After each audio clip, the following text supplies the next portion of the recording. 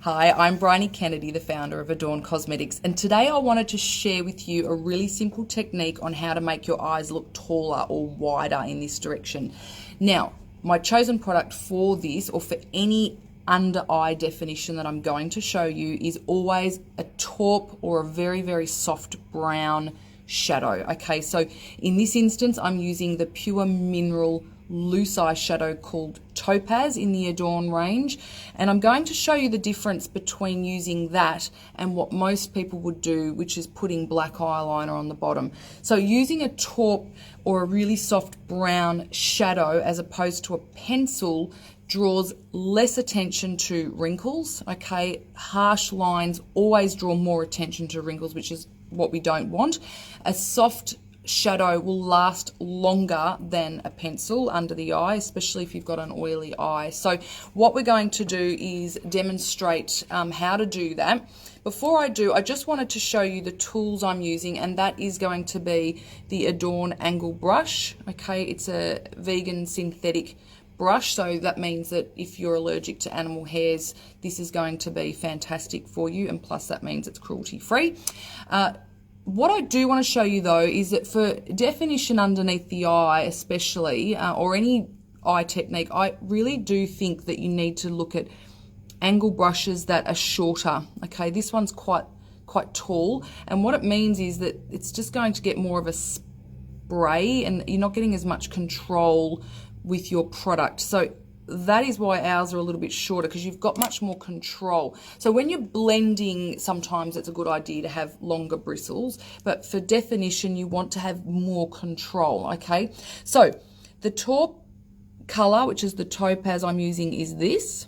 So if you've got something similar at home, fantastic, okay? And what I'm going to do is just put a little bit on.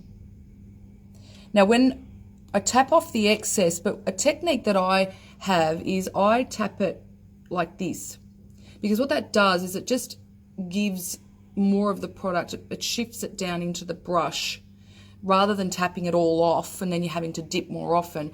It means that you've got more product in those bristles, so you're dipping less often. So if that helps you. Now what we're going to do is we're going to apply this. Now I just prefer to do it in either a third or 2/3. I'm not a big fan of doing it the whole way, because you tend to lose the product there anyway if your eyes are watery or oily, and then you find that it gets all smudgy and then it can make your dark circles look worse. Okay, so for me it's always just focusing on this outer area here. So you can use your iris as a guide. You either take it to this side or to the other side of your iris, but try not to go into there, okay? But you know, if you want to, that's how you do your makeup, is up to you. These are just simply tips that you can use. So we're creating height to our eye by just popping this under the lashes. A powder is more likely to stay put during the day, which is great. So you can see that that's given some height to my eyes and some definition, okay? Now I want to show you what happens when people use black eyeliner, or any eyeliner really. If you're going to line your eye, then soften it up with a shadow, okay? But most people will do this. And I'm going to just use my mirror here to show you so I get this right.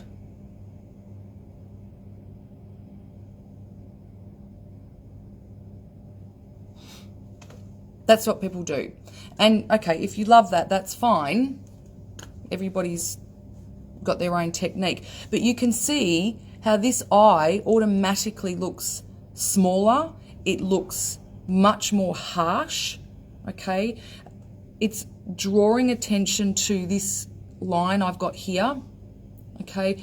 And it's just making everything look really teeny, where this is so much softer. It's much more forgiving, especially as we get a little bit older. It's not drawing attention to the bad parts that I don't want to draw attention to, okay? Makeup's all about being subtle and enhancing your natural beauty or your natural elements that you would like to enhance, not making it look harsh, which is what happens here. So I'm going to soften that because I just don't like that at all. So I'm just going to soften this a little bit. Already softening it with a loose powder looks much better. Okay, but basically what we're saying is this is a much easier, softer technique to go for. So hopefully this has shown you the difference in using a soft brown versus a black, and also using a loose powder or an eyeshadow or a brow dust to do that technique.